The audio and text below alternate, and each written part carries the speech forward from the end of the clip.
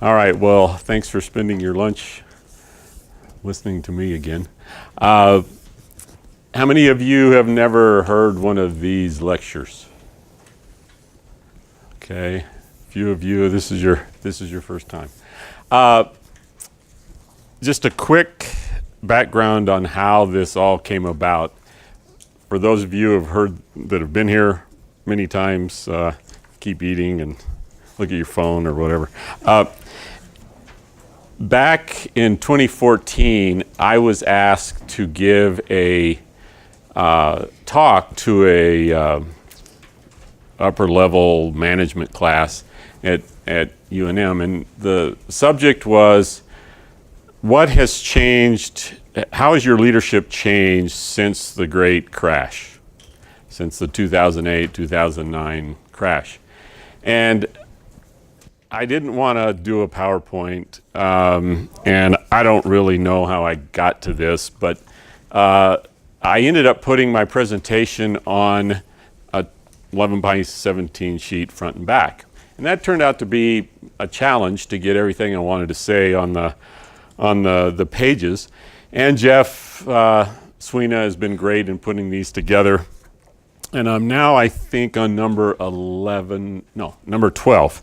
I did give a talk on number 11 called 15 Things I've Learned During My 39-Year Career. And somebody came up to me and said, "Oh, I thought you were going to do that one instead of this one." And I said, "Well, maybe if this goes okay, I'll come back and do this one by popular demand, but you're going to have to pay me a lot to do that." So, so sorry. Let me start off with some questions. How many of you have ever received good advice? Okay, pretty much everybody. Okay. Now, what makes it good advice? Underline good. Why is advice good when you think of it in that context? What makes good advice? Put it to use. Good. I wrote down applicable. Good. It Good. enriched my life. Okay, it's personal. I wrote down personal. Way to go. And I didn't talk to these two. Okay. And I wrote down one more thing. There may be others, but I wrote down one more. Hi, Leroy. Hand that back to Leroy. Yeah, I think that's probably the applicable personal part. Who usually gives you advice that you think is good? Someone who is wise, someone you trust, respect. Right. So, I think those are three things that define good advice. So, as we go through these 17 advices, you can decide whether they're good or not. And maybe there's one or two that you'll really resonate with and think about more.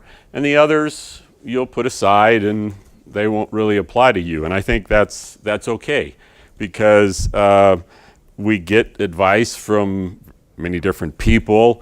It applies in different ways. And how we personalize advice, I think, is individual. So I'm going to start off with the side that has a little asterisk by all the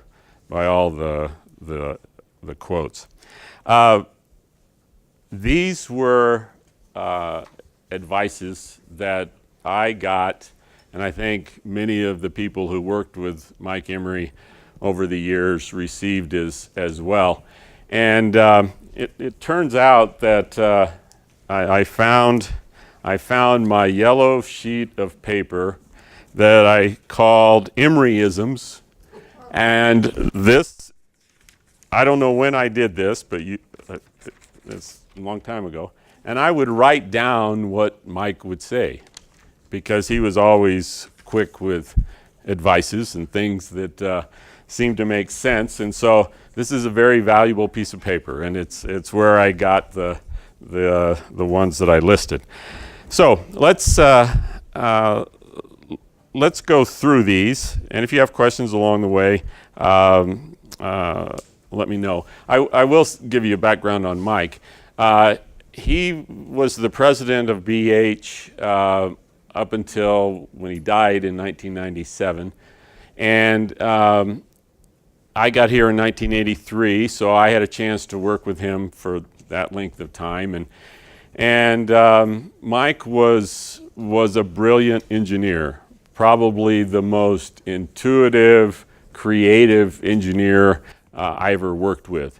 And he could take any situation and turn it into a solution. He could look at things and see potential and outcomes that others couldn't.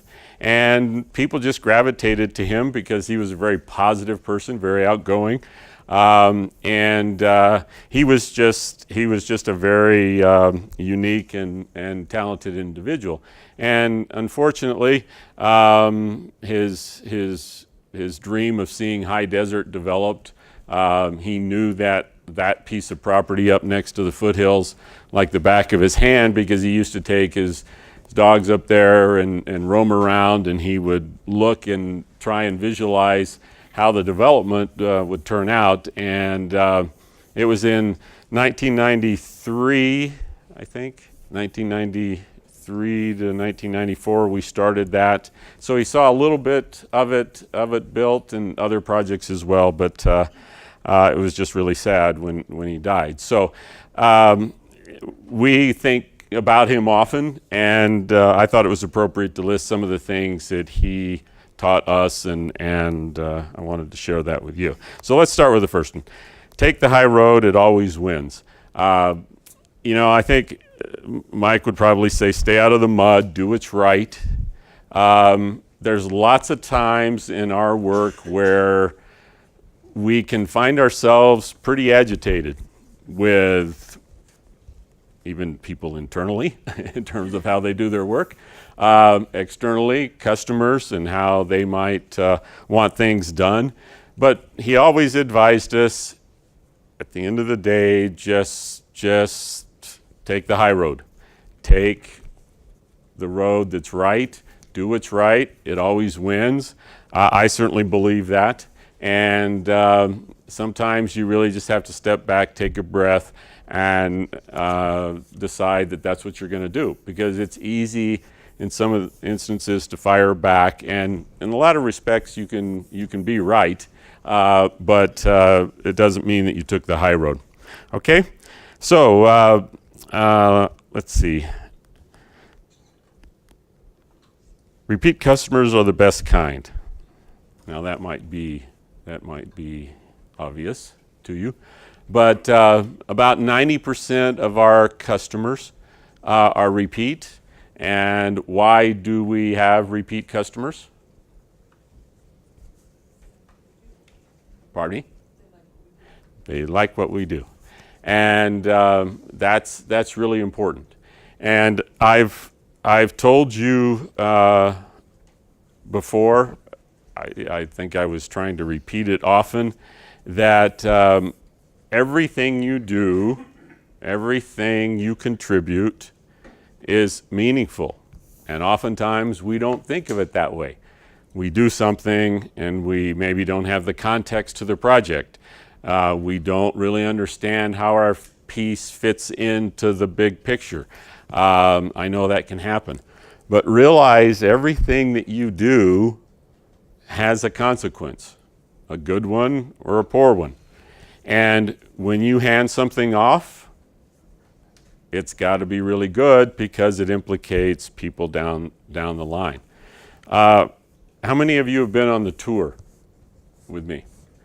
One of the, I think the best parts is when we go out to Ventana Ranch and we turn and look to the east, and we see Sandia Heights and the little box of the tram headquarters against the mountain. And it was Sandia Heights that Mike first met Bob Murphy, and Mike was a young engineer, Bob was a young accountant, and they used to spend a lot of time talking about how Bob was going to be the biggest developer in Albuquerque, and that Mike was going to create an engineering company to do all of Bob's work. And that's exactly how it happened. And Ventana Ranch, 20 some odd years later, was developed by Bob Murphy, and we did most of the engineering. And so it's really important to think about your work in the context of the implications and the fact that at the end of the day, you satisfy the customer, they like what you do, they come back. So I think you can see that. Don't go digging up snakes, i.e. problems, unless you absolutely have to. I guess you could say this one, what you're working on has enough problems, so don't go looking for more. And I think sometimes we do that. I think sometimes we see things and we think, oh, that's really important, I'm going to go deal with it, I'm going to go look at it, I'm going to go dig it up. And in a lot of respects, it just gets you in more trouble. So Mike was really good at reminding us how to focus, how to stay on task. Don't start to expand your boundaries and make things bigger than they should be. Just focus on what you've got. You've got enough problems dealing with that. And I always appreciated that. So attempt to have the answer before the customer asks the question. Now, I think this one applies to all of us. Mike was very, very focused on getting us prepared for something. Prepared for a presentation, prepared for a discussion with a customer, prepared as we were getting ready to go to EPC down at the city council. He wanted us prepared, and he would always try and quiz us. And I remember him doing this many times with me. He would act like the customer, and he'd start firing questions back at me. And he could break me down pretty quick. He could find the path that I didn't know the answer, I wasn't prepared, I needed to go back and do a little bit more work. And so in the consulting business, I think this particular part of consulting is what makes or breaks a really good consultant from an average consultant, is being able to look out and know the answer before they ask the question. And you say, well, how can you know every question they're going to ask? I think that's valid, but I think you can also take the time to prepare and consider what might be asked of you. And it goes back to being prepared. And there were many times that I wasn't prepared, but I learned, I think, as time went on, that just taking a little bit of extra time, considering what the customer might ask, making really sure that I had gotten everything put together was really important. So, all right. A paper shield is a consultant's good friend. Can anybody explain what that means? Document everything. Spoken by somebody who probably got caught not documenting something. Just like me many times. So we can all say that. Okay, I wasn't picking on Pam. Your answer was so strong and forceful. This is a really, really interesting one, because we have gotten into a situation now with technology, with the ability to fire back emails and do text and chat rooms and whatever else, tweets, I guess. I haven't heard about that getting us in trouble yet, but I'm sure it's coming. It used to be you had to send a letter. You had to document from a typewriter to a piece of paper. Now, for those of you who are very young, a typewriter had keys and a little thing that moved back and forth, and you put the paper in, and I remember when we had those little cassettes that plugged into the typewriter, and they were great, except that when you made a mistake, it kind of fouled everything up, and so you really had to kind of get everything right the first time, and so that was tough for some of us, but we have become, I think, in some respects, sloppy when it comes to documentation, and I'm not criticizing what we do. I'm just reflecting over lots of years that it's become much easier to be casual in how you respond. And what was interesting is that Mike did not care if it was the very best customer, Bob Murphy or anybody else. He would document things, the important things, down to the nth degree. And he would fire these letters back. I can still visualize on a Monday morning, he used to dictate a lot, and he would have just rows of cassettes, each cassette clipped to a piece of paper, and them all stacked up for Kathy Callum, who worked with Mike for a long time, to type. And they were long letters, short letters. He could converse very well on when he dictated, and so his letters had this very kind of free flow conversational aspect to them. They weren't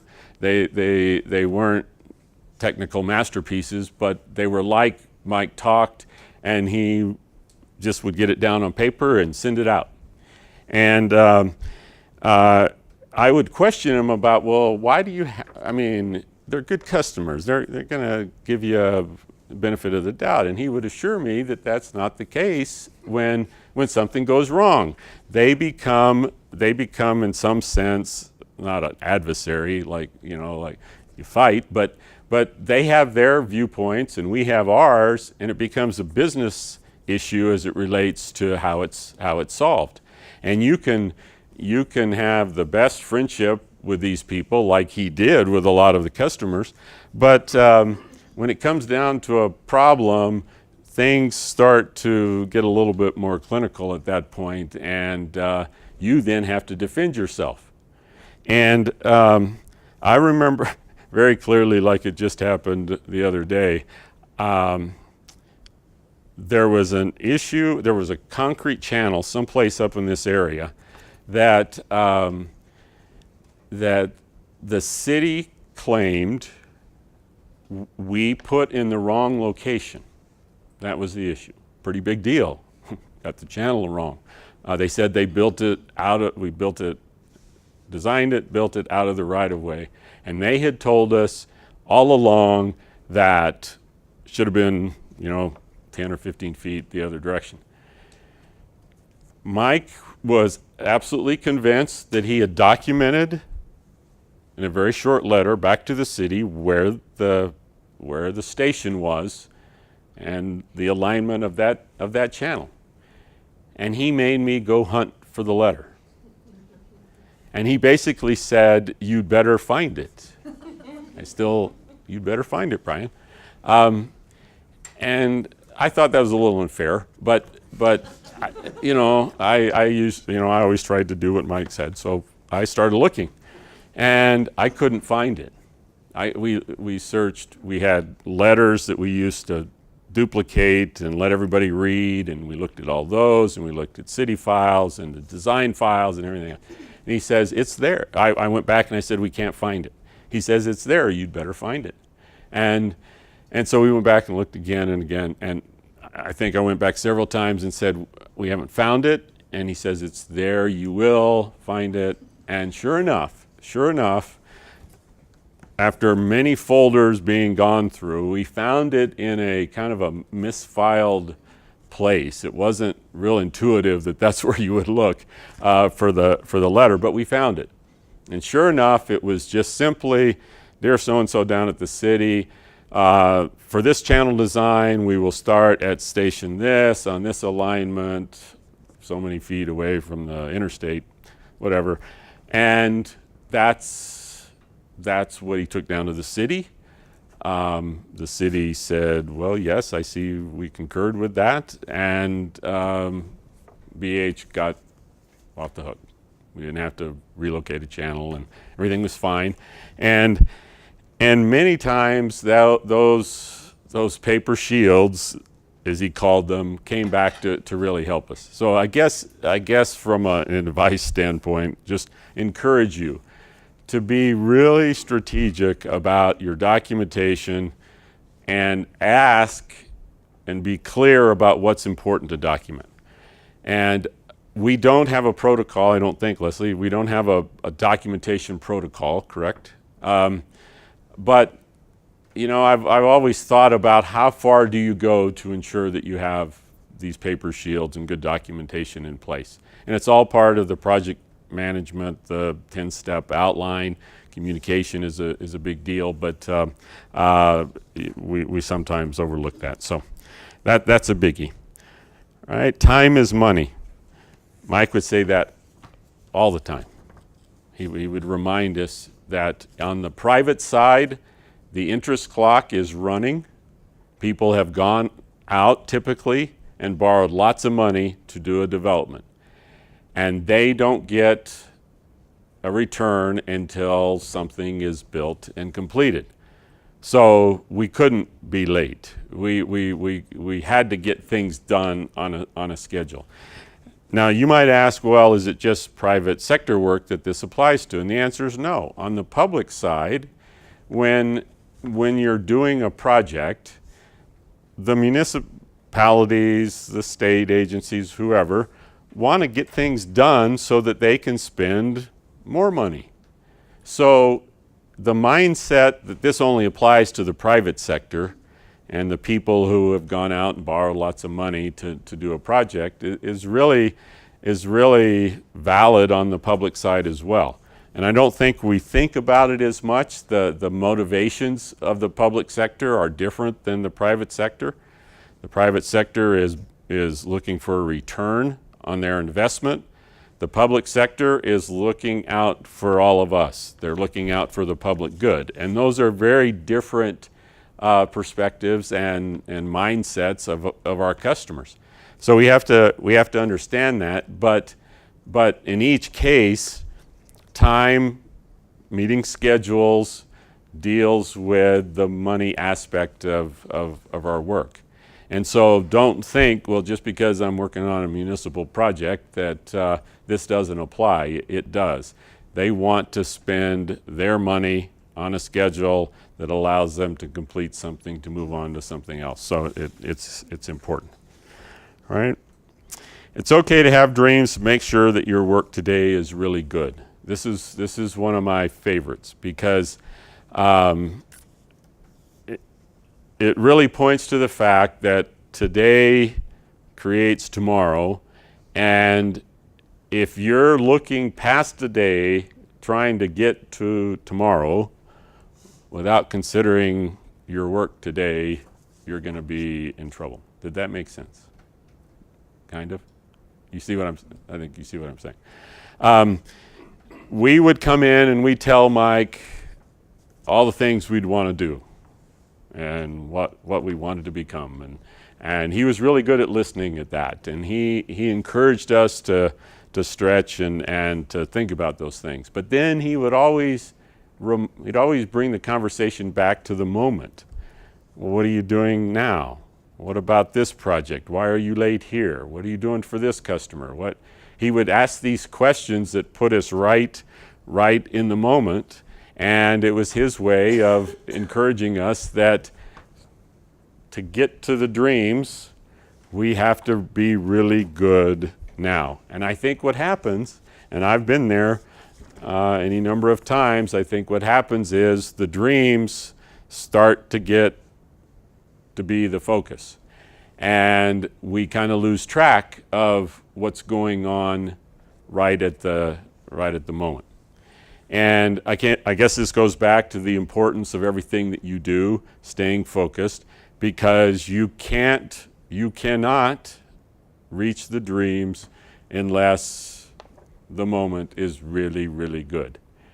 And again, it's great to have the aspirations. It's great to want to do things in the future and have these perspectives, but just dial it back and think about how you're doing your work today, because those all accumulate, and that's what you're going to be judged on. You're not going to be judged on your dream. You're not going to be judged on your wish to do something at this level or advance to here or whatever. You're only as good as today, I guess is another way to say it. Stop sometimes to appreciate what you've done. Mike was a very driven person.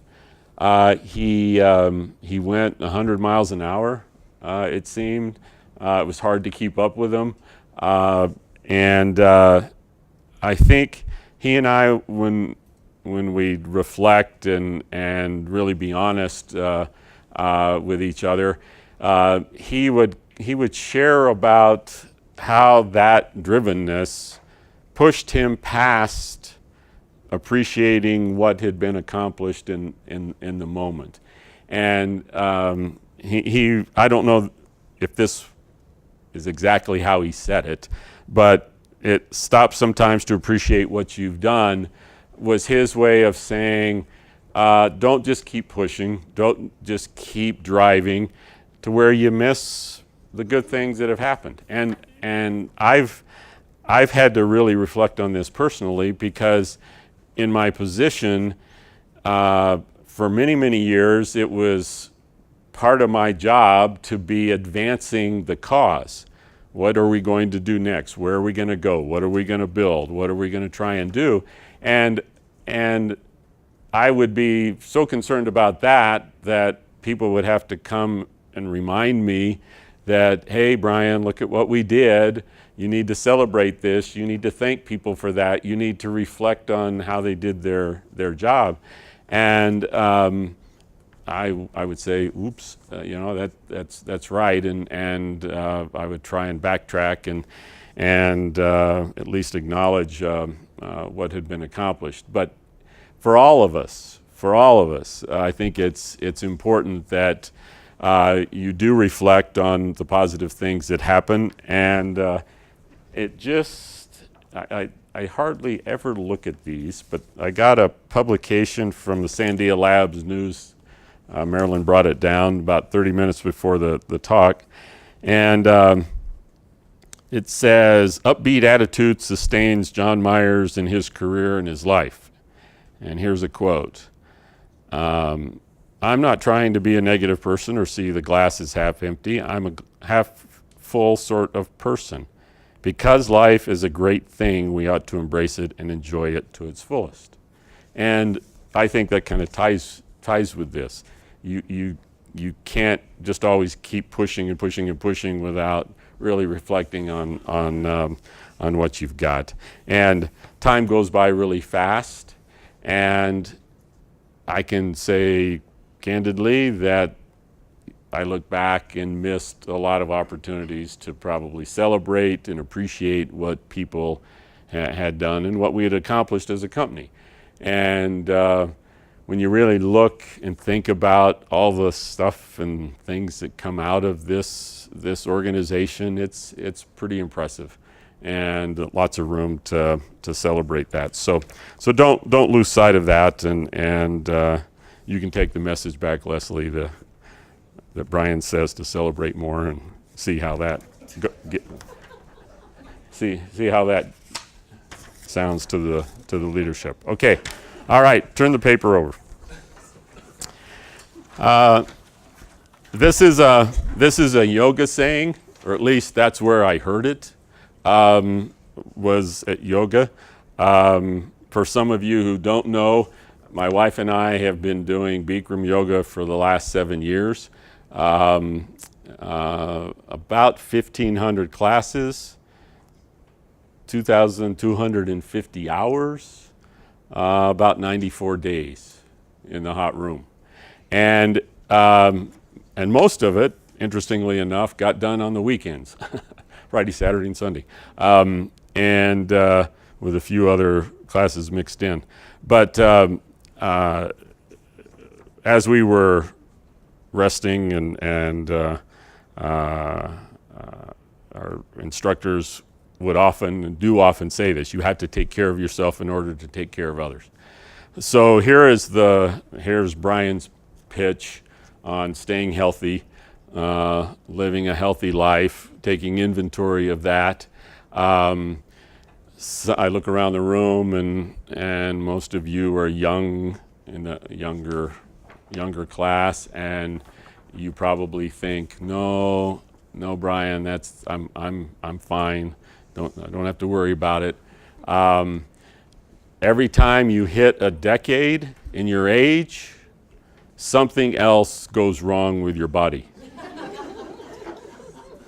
Okay, and so I hit 60 almost 2 years ago, and yes, I can definitely say that that's the case. I think what Nancy and Judy and the team are doing with our wellness plan, just the drumbeat of healthy living, the competitions, making people think about how they're living their lives is a really great thing, because we really don't have to do that. I mean, we can provide good health care and go off and not think much about it. But I think that this is maybe what embodies our work. This is maybe at the core of what we're thinking, is that if you've got a lot of people you need to take care of, your family, parents, siblings, other in-laws, some of the stories would probably amaze us in terms of the responsibility that people have. Just realize that how you're doing physically is a big deal. And if you aren't exercising, if you aren't watching what you eat, if you aren't taking inventory of that, even being pretty young, I would encourage you to do that. All right. Over-communicate. That was that might have been something from Mike too, but I've heard others share. You can never over-communicate, but you have to try, because if you don't, you run into all sorts of misunderstandings, rumor mills. The situation is not good. Okay, if the communication is poor. And I was talking to somebody recently about this, and what is very interesting to me is that everybody says that communication is really important. It's one of the most important things to advancement.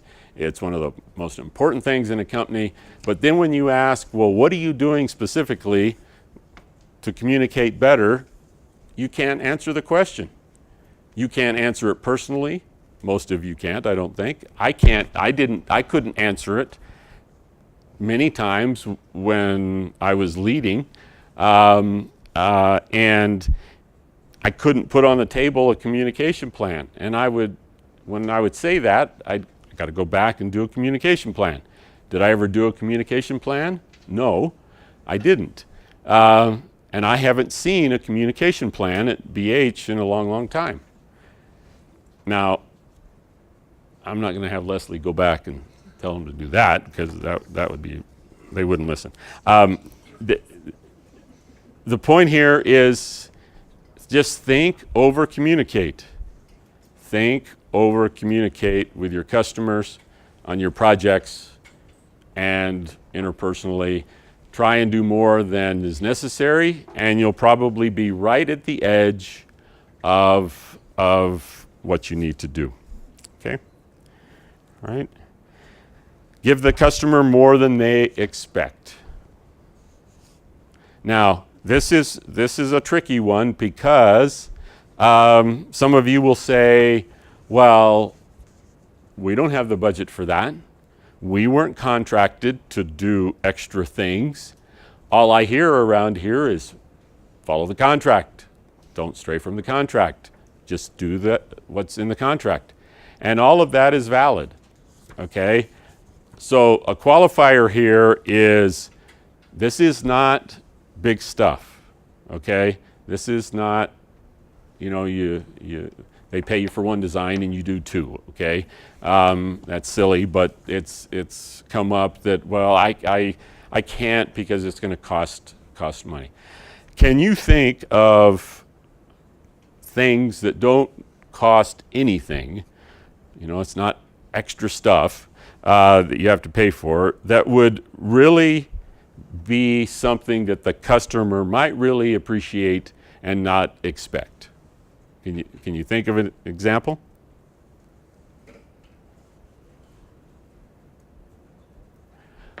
Phone call, calling them without any real reason, just to check in. How are things going? Hadn't heard from you for a while. Great. Anything else?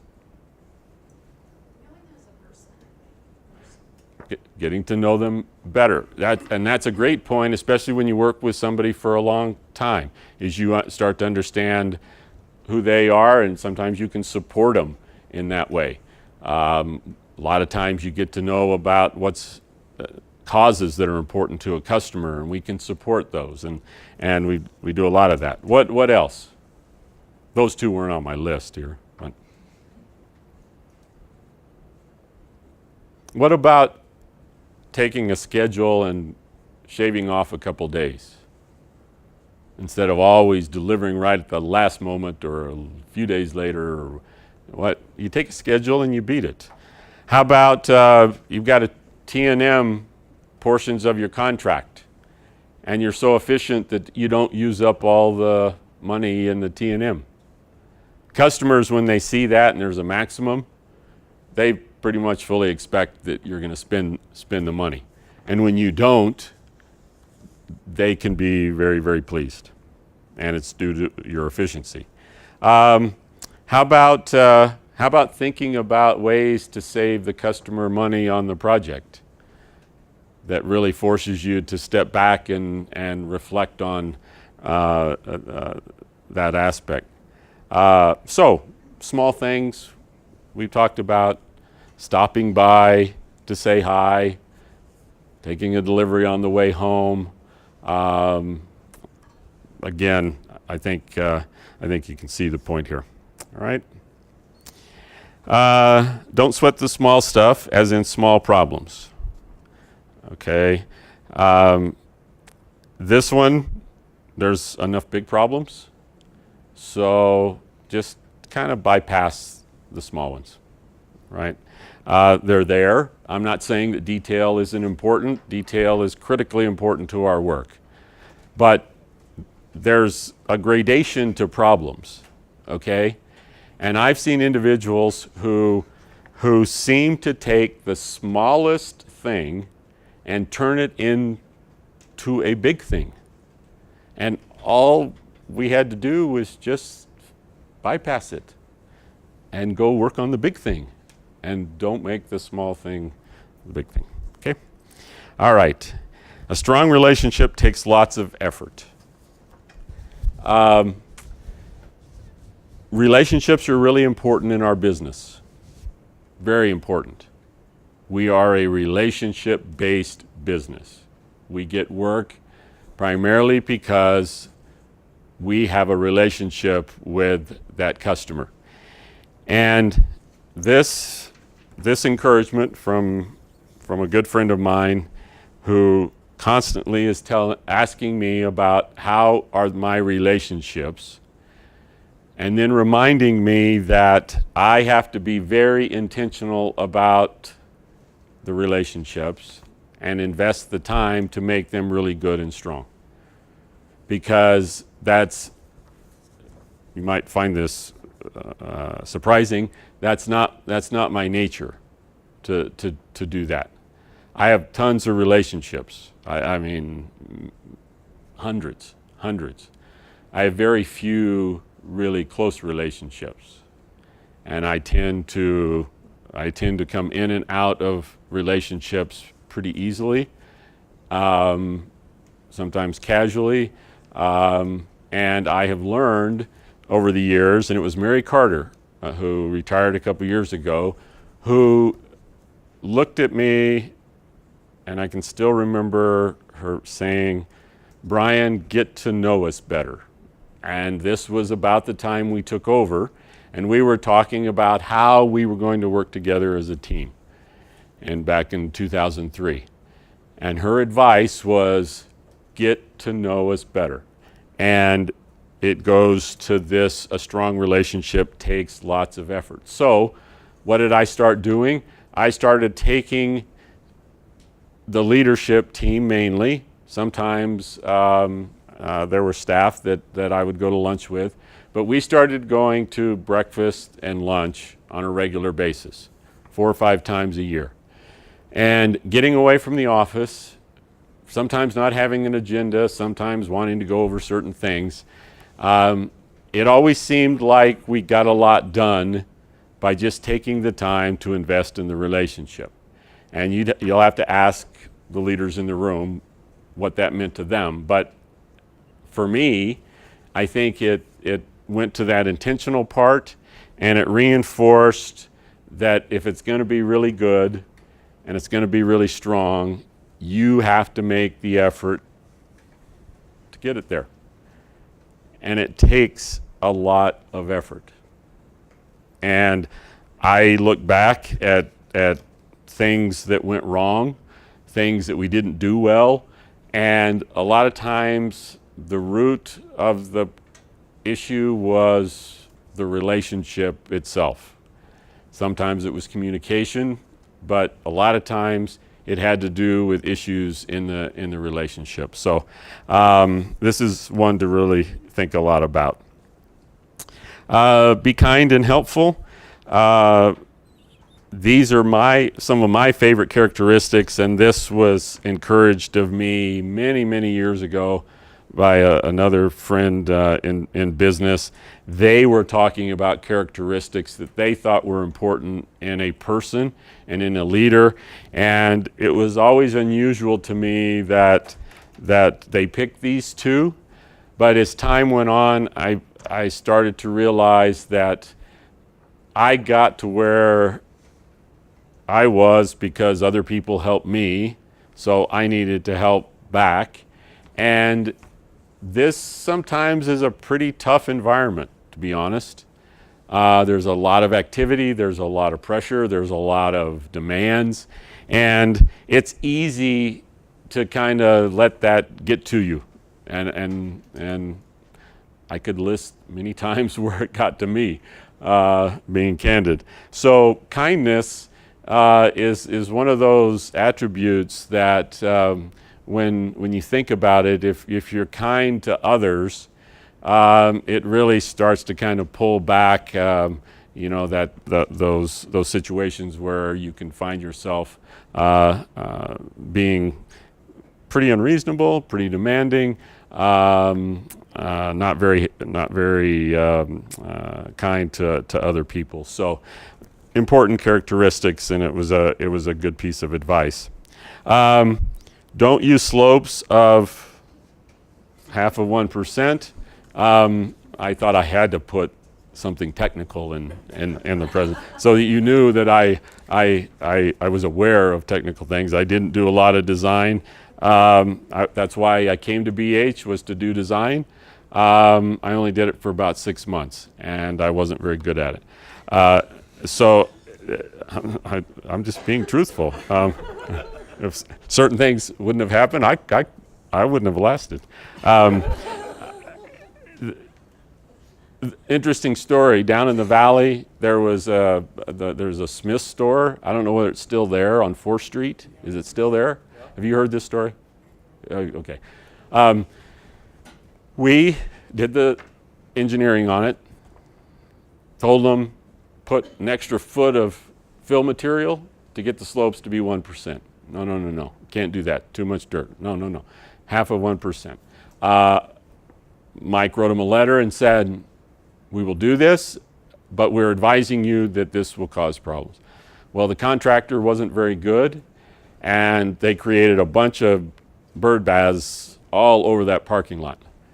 And sure enough, the very first winter, they froze. It rained and they froze, and a lady came out with her cart, was carrying a 6-pack of bottled Coke.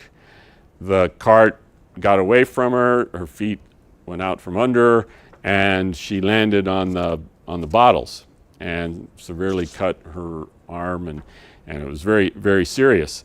And they, of course, took legal action against Smith's, us, the contractor, city for approving it, da-da-da-da-da. And we had our letter, we had our paper shield, we had our defense, and we got moved out of the suit. But it was a big deal, and that's why one technical advice to all of you. Let's see. Be bold and reach high. Life zooms by is what I wrote. Go for it. I think sometimes we hold back and we're concerned that our efforts might be misinterpreted. But I think this was an encouragement to me by another friend during the rough times that we had in 2008, 2009, and he was encouraging me that you gotta stay, you gotta still reach high, you gotta still do bold things. And if you go down swinging is what he used to tell me. And so it really made a lot of difference in my thinking. I was just with my son and his CEO of a small company that's up in Denver, and they manage the money of NFL football players, and it's really an interesting business. And they've got about 15 athletes and a couple basketball players and some artists, and they just manage the money of these high wealth individuals. I guess the story about being bold and reaching high is the CEO is from Uganda, and he's got a cousin over there who has now created this coffee business, and their goal is to be the #1 producer of coffee shipped to the U.S. from Uganda, and they just packaged their first 320 bags ready for shipment to the U.S. And when he first told me that he's only 32, and when he told me that, I say only 32, I mean he's 32. When he told me he was going to do this, I said, this doesn't seem like something you should be getting into. And then he explained the whole background, and of course I knew he was from Uganda, but turns out what I didn't know is his dad, who was a political refugee, was in the Ministry of Coffee, exporting coffee from Uganda back many, many years ago. And so this is one way he's continuing the legacy of his family, and I just thought that was a pretty good example of being bold and reaching high. And when he showed me on the Instagram the pictures of the warehouse, the picture of the warehouse with the 320 bags, I think they're going to do it. Just give them a decade or so, and it's all because their aspirations are pretty phenomenal. Okay, finally, living out your values each day really matters. This is really your values, company values. We talked about this a lot. I guess since this, well, I may come back and do another talk, but you know that I ended up reflecting on this often, the importance of values. They're foundational. If you can't answer a question, if you can't personalize what the 4 values of BH mean to you, we probably have an issue in terms of you doing your job the best you can. They're very important. They're there for a reason. And I expect the next leadership group will continue that conversation. I don't know whether it'll be as much, it might be more. But values, your personal values, what's important to you, living them out, sustaining them, and also doing that here at the company is really important. So that advice was given to me many years ago, early on in my career. And as time has gone on, I've believed it more and more. So it's pretty significant. So any questions? Anything? I see it's 17 till. So any comments? Nancy and I have discussed the fact that this is not a interactive learning environment. It's a lecture, and you just think back to school.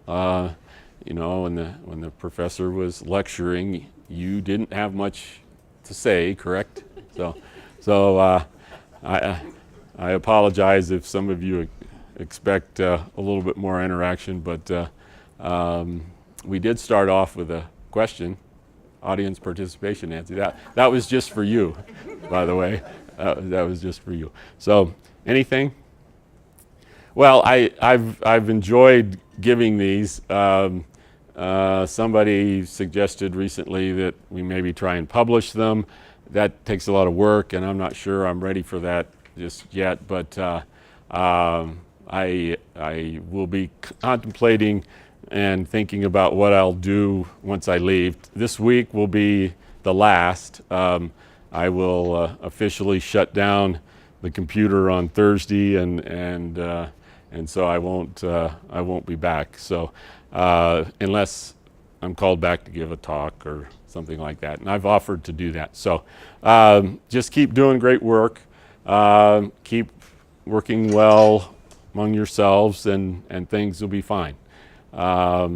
You do a lot of special things, and it's really difficult for you to understand how significant our contributions are.